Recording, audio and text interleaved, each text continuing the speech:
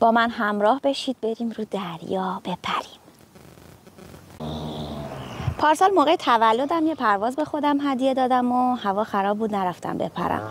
الان 3 هفته قبل از تولدم اومدم هدیه پارسال رو جبران کنم. خیلی هیجان دارم، قلبم کف دستمه. بریم.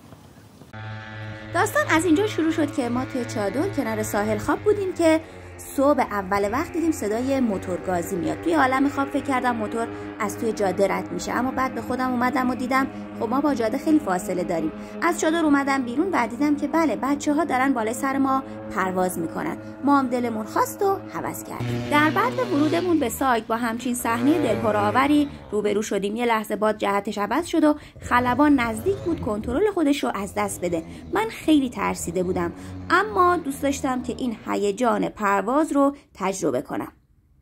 تو گرما وایسادیم که پرواز بچه‌ها تموم بشه و نوبت ما بشه. هوام گرمه، هیجانم دارم و قلبم تاپ تاپ تاپ. یواش یواش داشت نوبت من میشد و با اینکه خیلی ترسیده بودم، خیلی هیجان داشتم، خیلی استرس داشتم، اینجا داشتم با آقای کیانی خلبان محترم مذاکره میکردم که آقا بازم هیجان کارو ببرید بالا، که تصمیم عوض شد و قرار شد که خلبان ها جابجا بشن که تعادل وزنی هم رعایت بشه. هیچی دیگه، باز تصمیم گرفتم با آقای یزدانپناه وارد مذاکره بشم که هیجان کارو ببرن بالا. وزنای سنگین با آقای کیانی میرن، هیجان میخوان چیه؟ رمز گوشی بده اول رمز گوشیش بگید. نه میخواد بپره رمز گوش خودش. لطفا برین اونجا.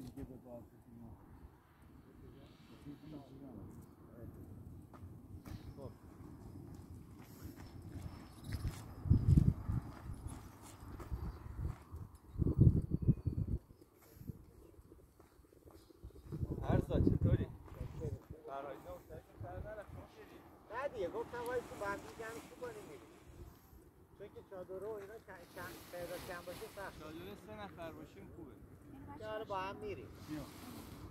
اونا بعد نزدیکی تصمیم شد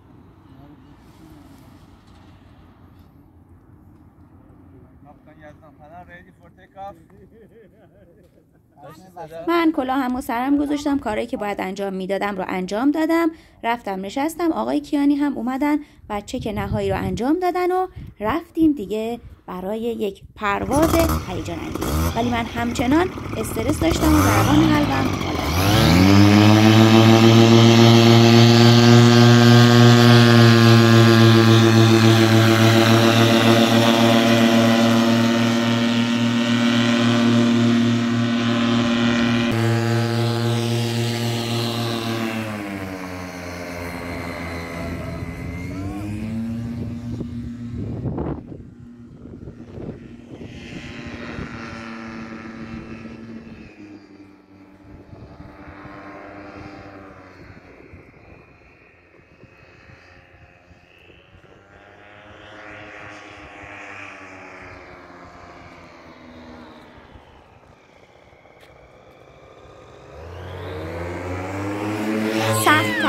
و وحشتناکترین و ترسناکترین و هیجان انگیزترین قسمت پرواز همین قسمت ابتدایی پرواز بود، چون باید اوج میگرفتی و خلبان باید کنترل پرواز رو دست میگرفت. بنابراین خلبان اینقدر منو پیش داد، اینقدر منو سر و ته کرد و اینقدر من جیغ زدم و فشار هوا اونقدر زیاد بود که من اصلا نمیتونستم صدای جیغ خودم رو بشنوم. اما بعد از چند ثانیه دیگه همه چیز آروم شد. اینجا هم که شما دارید از زاویه دوربین خودم مراحل اولیه پرواز رو میبینید که آقای کیانی چک نهایی رو انجام دادن و شروع یک پرواز هیجان انگیز.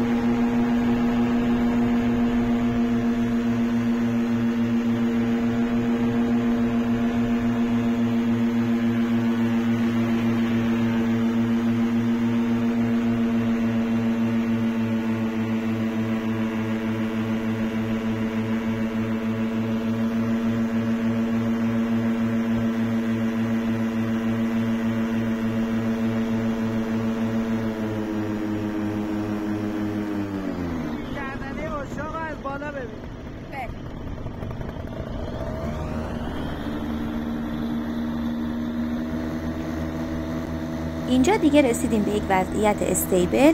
استرس من تموم شد، هیجانم تموم شد، ضربان قلبم عادی شد، داشتم نفس میکشیدم و رفتیم که گردنه اشاق رو از بالا ببینیم.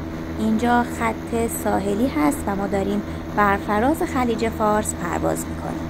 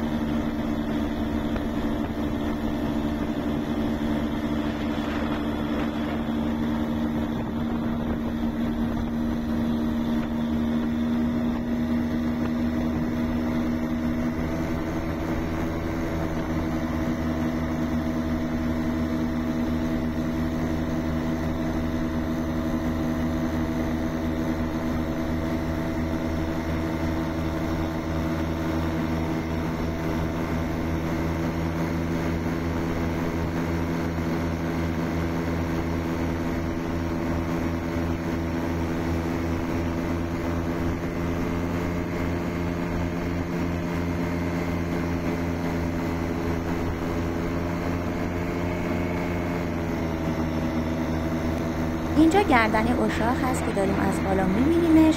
گردنه اشاق رو دیدیم و برگشتیم به سمت مسیر کمپ و سایت.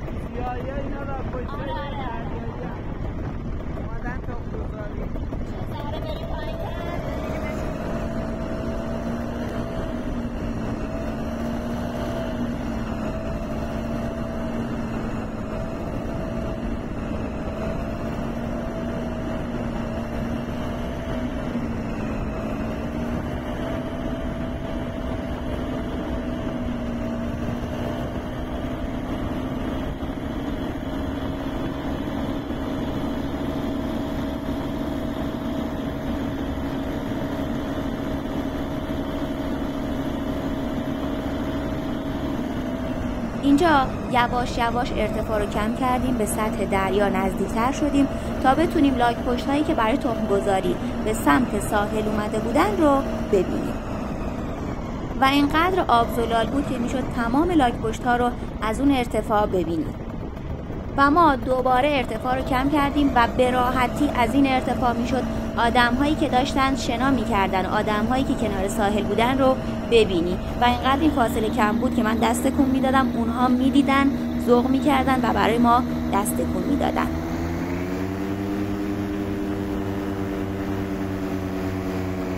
اینجا هم که اینقدر فاصله ما با ساحل و زمین کم بود که به جرئت میگم اگر 1 سانتی متر دیگه ارتفاع کم میکردیم حتما با زمین برخورد میکردیم. اما تجربه همچین هیجانی واقعا لذت بخش بود. دوباره خلبان اوج گرفت و ما به سمت سایت پرواز کردیم.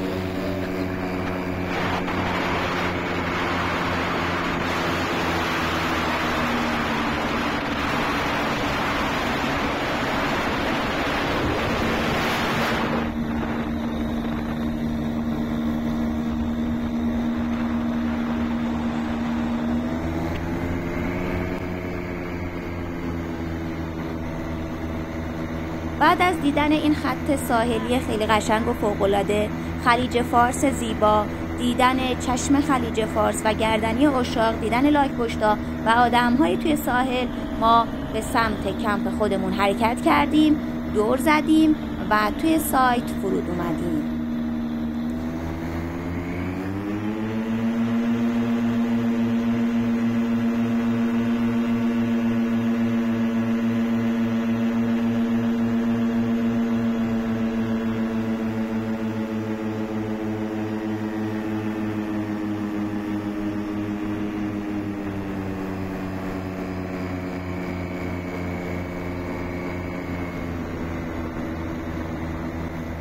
برای اینکه بتونیم یک لندینگ خیلی خوب داشته باشیم، خلبان در ابتدا اوج گرفت و اومد روی جاده، یه دور قمری زد و در انتها لندینگ و فرود.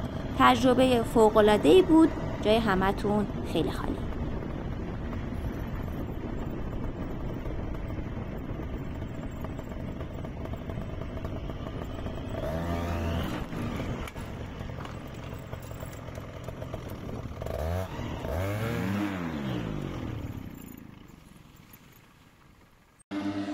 اینجا هم که از زاویه دوربین دوستان دارید میبینید که ما رفتیم روی جاده دور بزنیم برای لندینگ. یعنی کی؟ جدی؟ من شدم نفر آخر.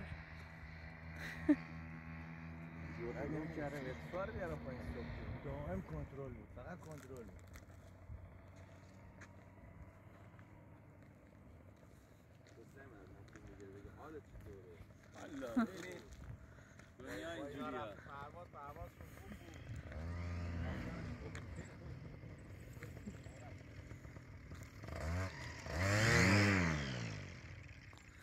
خانم بیا.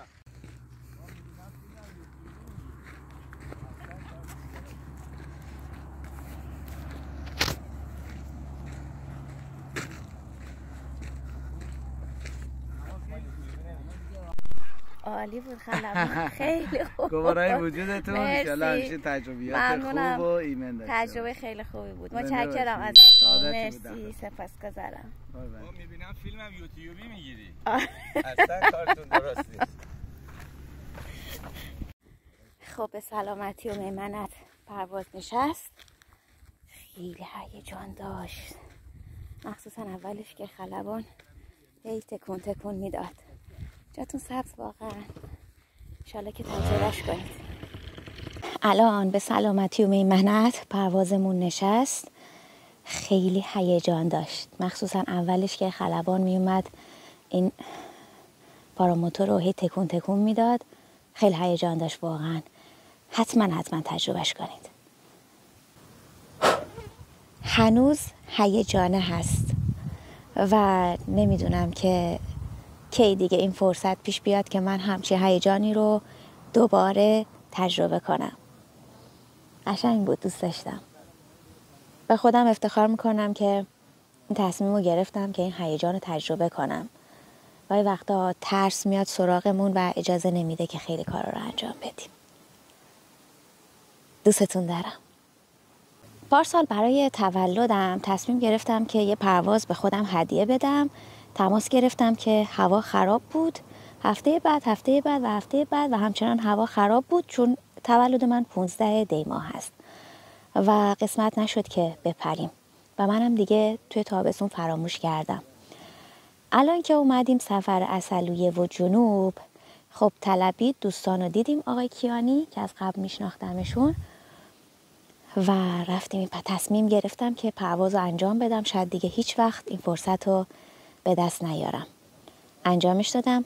خب اولش قلبم در واقع تو کف دستام بود، اما تصمیم گرفتم که انجامش بدم.